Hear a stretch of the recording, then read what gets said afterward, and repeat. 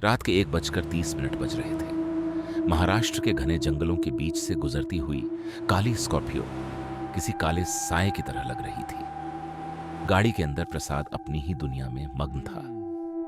प्रसाद मुंह में चिकन चबाते हुए। भाई करण, कसम से शर्मा जी की बेटी की शादी में पनीर टिक्का तो छी, बिल्कुल रबर जैसा था। पर ये लेग पीस, उफ, इसे खाके लग रहा है जैसे सीधे जन्नत का वीजा मिल गया हो। प्रसाद, तू इंसान है या चलता फिरता डस्टबिन? 2 शादियां अटेंड की है हमने और तूने इतना खाया है कि गाड़ी का एवरेज कम हो गया है। थोड़ा बाहर देख, मैप कब से नो सिग्नल दिखा रहा है। कुणाल पीछे की सीट पर भाई, ऊँघते हुए। क्या हुआ? घर आ गए क्या? बड़ी ठंडी हवा आ रही है। ये ठंडी हवा नहीं, ये डर की लहर है। हम रास्ता भटक चुके हैं। ये सड़क हाईवे नहीं लग रही। अचानक स्कॉर्पियो के डैशबोर्ड की लाइटें झपझपाने लगी। रेडियो से अजीब सी कर्कश आवाजें आने लगी। बचाओ, रुको, मत जाओ। करण, रेडियो बंद कर भाई, जल्दी बंद कर। ये रेडियो मिर्ची कम, रेडियो मुर्दा ज्यादा लग रहा है। तभी गाड़ी के इंजन से एक जोरदार धमाका हुआ। सफेद धुआं बोनट से निकलकर पूरी विंडशील्ड पर छा गया। करण ने पूरी ताकत से ब्रेक मारा। गाड़ी एक झटके के साथ रुकी। गाड़ी से बाहर निकलते ही कड़ाके की ठंड महसूस हुई। इतनी ठंड जो हड्डियों तक को सुन्न कर दे। सत्यानाश! रेडिएटर फट गया है, पानी उबल रहा है और पाइप्स पिघल रहे हैं। अबे, इंजन गर्म हुआ है या ज्वालामुखी फटा है, अब क्या करेंगे? यहाँ तो नेटवर्क भी नहीं है। भाई मेरा तो पेट भी गुड़गुड़ कर रहा है, डर के मारे या उस चिकन के मारे, पता नहीं। वो देखो, उन सूखे पेड़ों के पीछे एक पुरानी पीली लाइट जल बुझ रही है। वहां कोई ढाबा या गांव हो सकता है। यहां रुकना ठीक नहीं। चलो। रुको, मेरा एक्स्ट्रा पैक किया हुआ पुलाव का डिब्बा लेने दो। मुसीबत में खाना ही साथ देता है। तीनों झाड़ियों और कंटीले पेड़ों को पार करते हुए आगे बढ़े। जमीन गीली थी और वहां से सड़े हुए मांस जैसी गंध आ रही थी। सामने एक पुरानी लकड़ी और लोहे से बनी इमारत खड़ी थी। ऊपर एक बोर्ड लटका था जो हवा में झूलते हुए ऐसी आवाज कर रहा था जैसे कोई रो रहा हो। उस पर धुंधले अक्षरों में लिखा था, यमपुर जंक्शन। भाई, यमपुर, ये नाम सुनकर ही मेरी भूख मर गई। ये स्टेशन है या यमराज का वेटिंग रूम? करण, वापस चलते हैं ना, प्लीज। चुप कर प्रसाद, ये बस एक पुराना नाम होगा। अंदर चलो, शायद कोई लैंडलाइन फोन मिल जाए। स्टेशन के अंदर कदम रखते ही सड़ांध और तेज हो गई। प्लेटफॉर्म नंबर 1 पर पीली लाइटें ऐसे फड़फड़ा रही थीं जैसे कोई आखिरी सांस ले रहा हो। फर्श पर बिछे पत्थर खून जैसे लाल रंग के लग रहे थे। ये देखो, यहाँ की घड़ी। स्टेशन की विशाल घड़ी की सुई 12:05 पर अटकी थी, लेकिन उसका पेंडुलम अभी भी बहुत धीरे धीरे हिल रहा था। टिक टिक टिक। करण, यहाँ कोई नहीं है, पर मुझे ऐसा लग रहा है जैसे सैकड़ों आंखें हमें देख रही हैं। प्रसाद एक पुरानी लकड़ी की बेंच पर बैठ गया।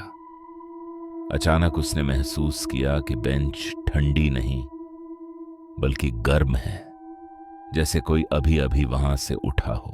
उसने नीचे देखा तो वहां एक बिस्किट का पैकेट पड़ा था जिस पर मिट्टी नहीं थी, लेकिन उसकी तारीख 30 साल पुरानी थी। तभी कुणाल को एक आवाज सुनाई दी, एक खोखली फुसफुसाती हुई आवाज। टिकट, कहाँ है तुम्हारी टिकट? कौन है? करण, तुमने सुना? क्या सुना? भाई तू अजीब हरकतें क्यों कर रहा है? कुणाल की नजर प्लेटफॉर्म के अंधेरे कोने में गई। वहां एक साया बैठा था। उसने रेलवे गार्ड की फटी हुई वर्दी पहनी थी। उसका शरीर आधा गला हुआ था और एक हाथ गायब था। वह अपनी एक ही आंख से कुणाल को घूर रहा था।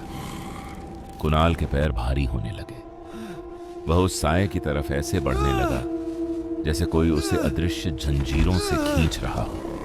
अचानक एक ऐसी आवाज गूंजी जिसने तीनों के कान के पर्दे फाड़ दिए। ये ट्रेन की सीटी नहीं थी, बल्कि हजारों औरतों के एक साथ चीखने की आवाज थी। पटरियों पर काला गाढ़ा धुआं भरने लगा। एक लोहे का दानव जैसा इंजन जो आग की लपटों से घिरा था, धीरे धीरे प्लेटफॉर्म पर आया। ट्रेन के डिब्बे लकड़ी के थे जिनसे खून टपक रहा था। ये ट्रेन, इसके पहिए तो जमीन को छू ही नहीं रहे। करण भाई भागो। ट्रेन रुकते ही दरवाजे अपने आप खुल गए। अचानक जो स्टेशन खाली था, वहां चीजों की भीड़ लग गई। ये इंसान नहीं थे। कोई बिना सिर के चल रहा था, किसी की अंतड़ियां बाहर लटकी हुई थीं और कुछ सिर्फ धुएं के साए थे। एक बूढ़ी औरत जिसकी आंखें सफेद थीं, प्रसाद के पास आई और बोली, बेटा, भूख लगी है तो दमांस दोगे? माता जी, मांस नहीं है, ये पुलाव खा लो, प्लीज मुझे छोड़ दो। प्रसाद ने डिब्बा फेंका, लेकिन जैसे ही डिब्बा उस औरत को लगा, वह राख में बदल गई। कुणाल अब ट्रेन के गेट पर था। वह जो साया गार्ड था, उसने कुणाल का हाथ पकड़ लिया। गार्ड के हाथ से ठंडी आग निकल रही थी जो कुणाल की खाल को काला कर रही थी।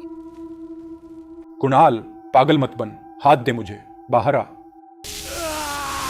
करण कुणाल को खींचने के लिए भागा, लेकिन जैसे ही उसने कुणाल को छुआ, उसे एक बिजली का झटका लगा। कुणाल का चेहरा अब बदल चुका था। उसकी आंखों की पुतलियां गायब थी। मेरा सफर शुरू हो गया है।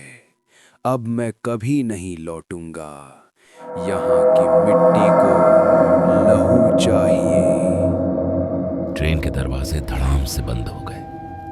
ट्रेन ने एक आखिरी भयानक चीख मारी और पलक झपकते ही गायब हो गई। पूरा स्टेशन फिर से खामोश हो गया। तभी प्रसाद के हाथ में जो पुलाव का डिब्बा था, वह भारी होने लगा। उसने टॉर्च जलाई तो देखा कि डिब्बे में पुलाव नहीं, बल्कि इंसानी उंगलियां और दांत भरे हुए थे। प्रसाद उल्टी करते हुए, ये क्या है? करण, यहां से निकलो। वे पागलों की तरह जंगल की तरफ भागे। जब वे अपनी स्कॉर्पियो के पास पहुंचे तो उनकी रूह कांप गई। गाड़ी के चारों टायर गायब थे और गाड़ी हवा में लटकी हुई थी। ड्राइवर सीट पर कोई बैठा था। वह धीरे से मुड़ा। वह कुणाल था, लेकिन उसके चेहरे पर खाल नहीं थी, सिर्फ कच्चा मांस और हड्डियां थीं। तुमने मेरी टिकट नहीं ली, अब तुम ही मेरी सवारी बनोगे।